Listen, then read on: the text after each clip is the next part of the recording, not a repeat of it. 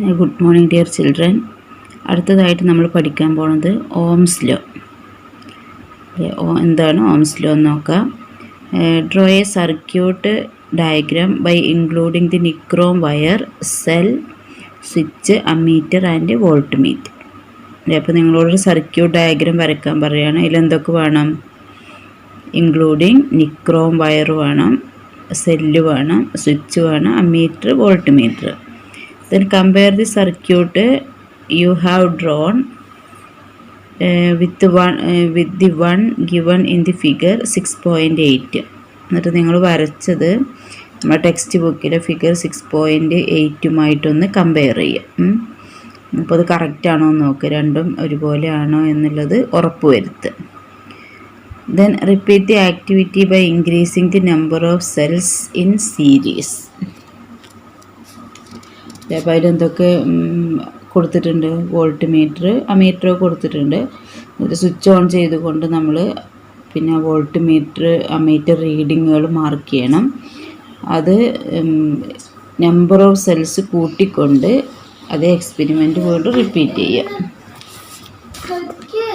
അതായത് പിന്നെ ഇവിടെ കണ്ടോ, ഒരു സെല്ല് കൊടുത്തു കഴിഞ്ഞാൽ ഒരു സെല്ല് കൊടുക്കുമ്പോഴുള്ള വോൾട്ട് മീറ്റർ റീഡിങ്ങും അമ്മീറ്റർ റീഡിങ്ങും കണ്ടുപിടിക്കണം. അതുപോലെ തന്നെ 2 സെല്ല് സീരീസ് ആയിട്ട് കണക്ട് ചെയ്യുക. അതിനുശേഷം volt meter reading, ammeter reading കണ്ടുപിടിക്കുക. പിന്നെ ഒരു 3 സെല്ല് സീരീസ് ആയിട്ട് കണക്ട് ചെയ്യുക. Ammeter reading, volt meter reading രണ്ടും കണ്ടുപിടിച്ചിട്ട് ഈ ഒരു ടേബിൾ ഫില്ല് ചെയ്യണം. അപ്പോൾ ഈ ടേബിളിൽ നമ്മൾ ഈ വോൾട്ട് മീറ്റർ റീഡിങ്ങും അമ്മീറ്റർ റീഡിങ്ങും ഒന്ന് എഴുതി നോക്കാം. അപ്പോൾ നമ്മൾ അസ്യൂം ചെയ്ത് എഴുതുക. അപ്പോൾ ഒരു സെല്ലിൻ്റെ വോൾട്ടേജ്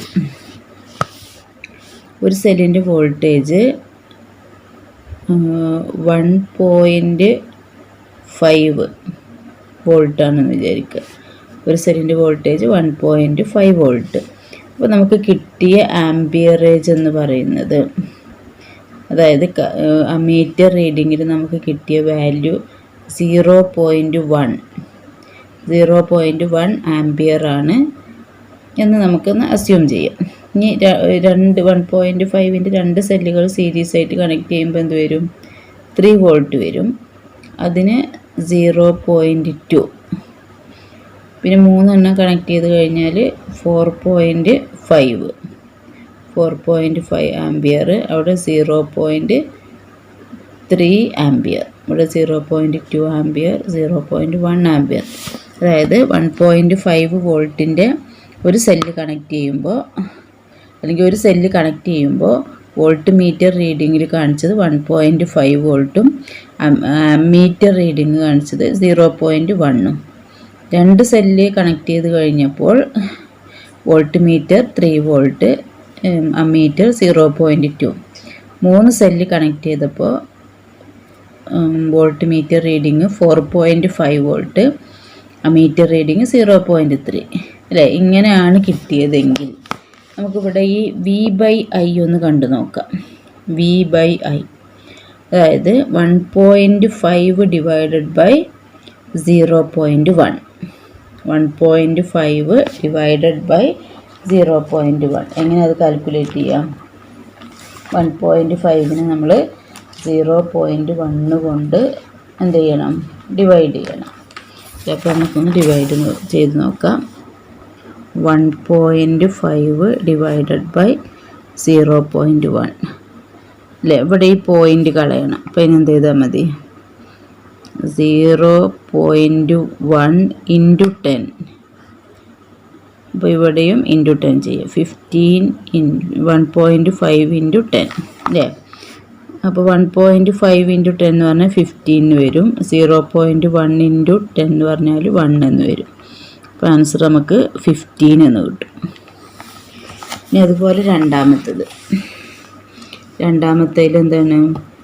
3 ഡിവൈഡഡ് ബൈ 0.2 അല്ലേ? 3 divided by 0.2.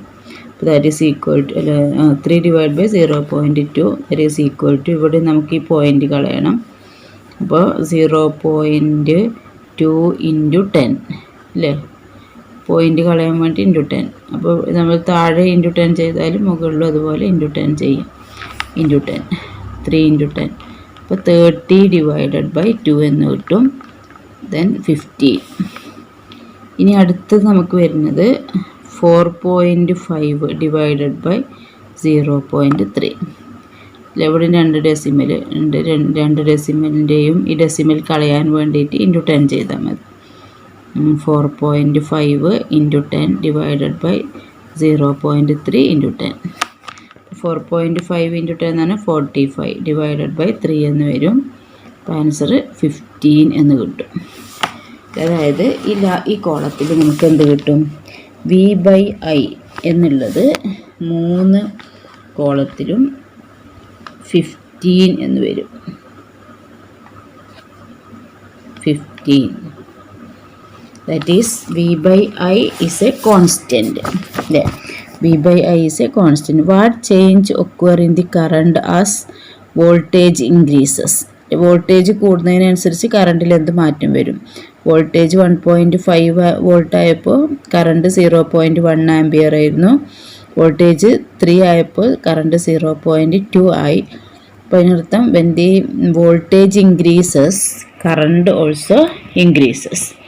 Then do you see any peculiarity in the value of V/I? Last കോളത്തിൽ വാല്യൂ ഓഫ് V/I എന്തെങ്കിലും പ്രത്യേകത കാണുന്നുണ്ടോ? അതായത് V/I ഇസ് എ കോൺസ്റ്റൻറ്റ് അല്ലേ? That is same. V/I എന്ന് പറയുന്നത് എന്താണ്? കോൺസ്റ്റൻ്റ് ആണ്. അപ്പോൾ current increases with increase in voltage. That is V proportion to I.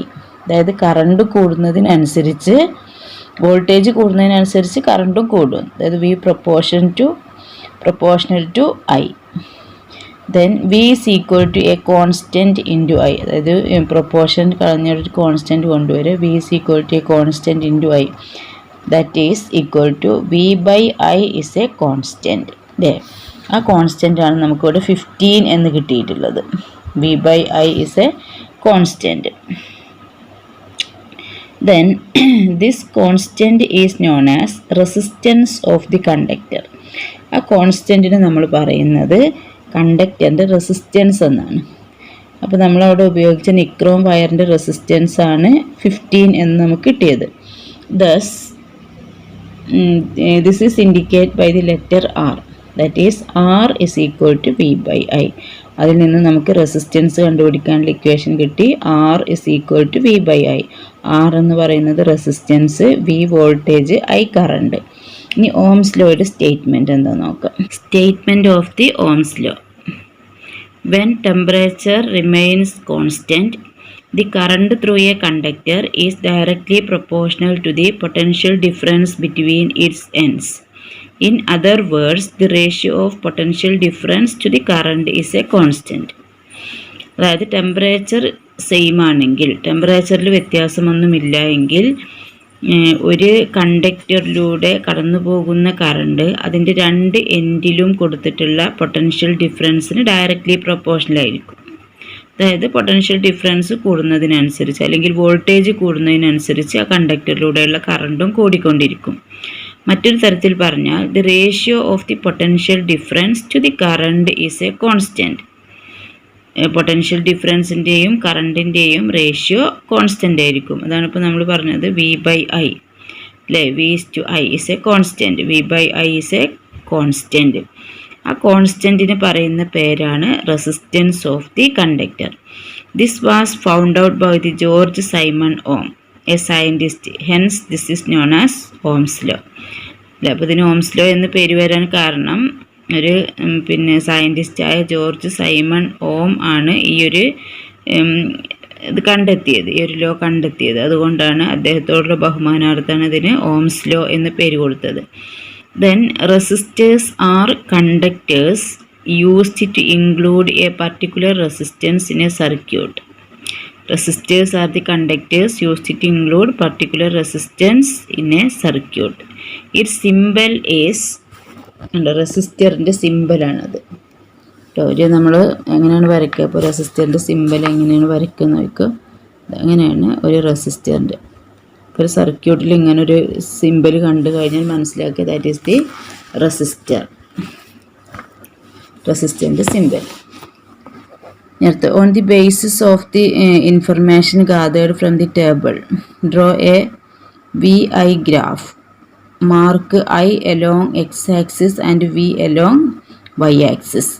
അല്ല, അപ്പോൾ നമ്മളൊരു ഐ വി ഗ്രാഫ് ഇപ്പോൾ നമ്മൾ വരച്ചിട്ടുള്ള ഇപ്പോൾ നമുക്ക് കിട്ടിയിട്ടുള്ള ആ ടേബിളിലെ ഇൻഫർമേഷൻ പ്രകാരം നമ്മളൊരു ഐ വി ഗ്രാഫ് വരയ്ക്കുകയാണെങ്കിൽ, അതായത് പൊട്ടൻഷ്യൽ ഡിഫറൻസ്, കറണ്ട്, അങ്ങനെ ഒരു ഗ്രാഫ് വരച്ചു കഴിഞ്ഞാൽ എങ്ങനെ? അപ്പോൾ ഗ്രാഫ് വരയ്ക്കുമ്പോൾ ശ്രദ്ധിക്കേണ്ട എന്താണ്? Mark I along X axis അല്ലേ. ഗ്രാഫ് വരയ്ക്കാൻ നമുക്കറിയാം എന്താണ്, ഇത് വൈ ആക്സിസ്, ഇത് എക്സ് ആക്സിസ്. ഇവിടെ എക്സ് ആക്സിസിൽ ഐ കൊടുക്കുക, വൈ ആക്സിസിൽ വിയും കൊടുക്കാനാണ് പറയുന്നത്. ഇത് വൈ ആക്സിസും എക്സ് ആക്സിസുമാണ്. അപ്പോൾ എക്സ് ആക്സിസിൽ ഐയും വൈ ആക്സിസിൽ വിയും കൊടുത്തു കഴിഞ്ഞാൽ ഇവിടെ ഐ എത്ര കിട്ടിയിരുന്നത്? 0.1, 0.2, 0.3. ഇവിടെ ആണെങ്കിൽ 1.5, 3, 4.5 അങ്ങനെയാണ് നമുക്ക് കിട്ടിയിട്ടുണ്ടായിരുന്നത്. അപ്പോൾ 1.5ൽ കറണ്ട് 0.1, 3ൽ 0.2, 4.5ൽ 0.3 അല്ലേ. അപ്പോൾ ഇതിങ്ങനെ കൂട്ടി വരച്ച് കഴിഞ്ഞാൽ ഈ പോയിൻറ്റ്സ് ഇങ്ങനെ കൂട്ടി വരച്ച് കഴിഞ്ഞാൽ അങ്ങനെ ഒരു ലൈനാണ് നമുക്ക് കിട്ടുക. അപ്പോൾ നമുക്ക് കിട്ടിയ നമ്മൾ ടേബിളിൽ തന്ന വിവരങ്ങളനുസരിച്ച് എന്താണ് പൊട്ടൻഷ്യൽ ഡിഫറൻസും കറണ്ടും തമ്മിലുള്ളൊരു ഗ്രാഫ് വരച്ച് കഴിഞ്ഞാൽ ഇതായിരിക്കും ഗ്രാഫിൻ്റെ പ്രത്യേകത. ഇങ്ങനെയായിരിക്കും നമുക്ക് ഗ്രാഫ് കിട്ടും. അപ്പോൾ ഇനി അടുത്ത ക്വസ്റ്റ്യൻ നോക്കുക. Is the graph a straight line? Graph ഒരു സ്ട്രെയിറ്റ് ലൈൻ ആണല്ലേ? Yes, graph is a straight line. Analyse the graph and compare it with Ohm's law. അപ്പോൾ ഓംസ് ലോ പറഞ്ഞാൽ എന്താണ്? V by I is a constant. അപ്പോൾ അങ്ങനെ straight line ആണ് എന്ന് പറഞ്ഞാൽ അത് നമ്മൾ മനസ്സിലാക്കേണ്ടത് എന്താണ്? That is constant. V by I is a constant. Then next one, unit of resistance. ഇപ്പോൾ റെസിസ്റ്റൻസ് കണ്ടുപിടിക്കാനുള്ള ഇക്വേഷൻ എന്തായിരുന്നു?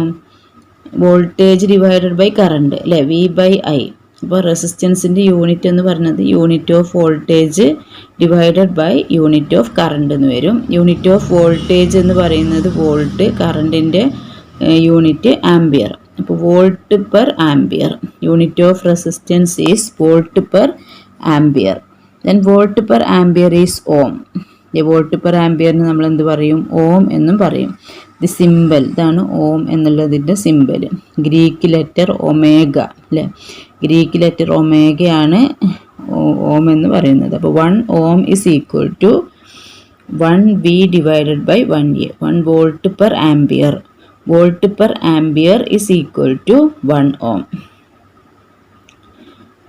When the potential difference between the ends of a conductor is 1 volt and if the current of 1 ampere flows through it, then the resistance of the conductor is 1 ohm. അപ്പോൾ ഒരു കണ്ടക്ടറിൻ്റെ resistance 1 ohm ആണ് എന്ന് പറയുന്നത് എപ്പോഴാണ്?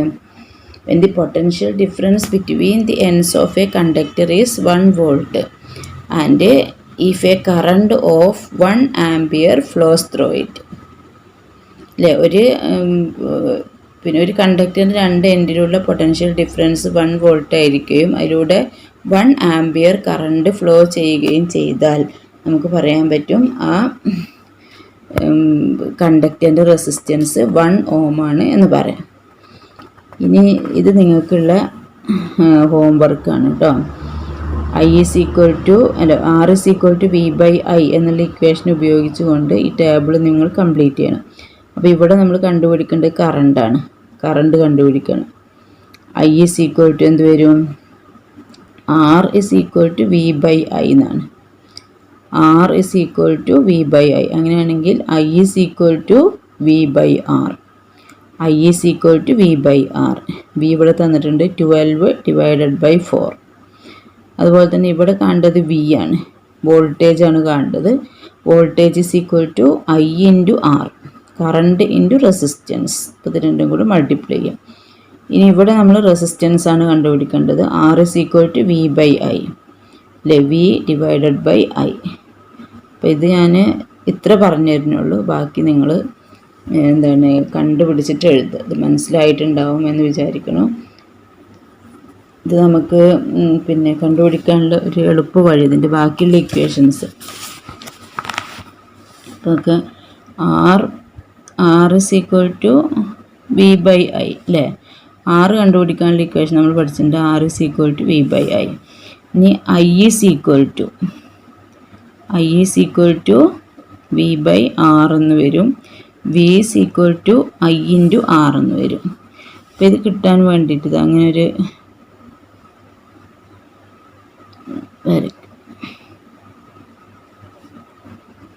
V ഇവിടെ I ആറിന് കൊടുക്കുക.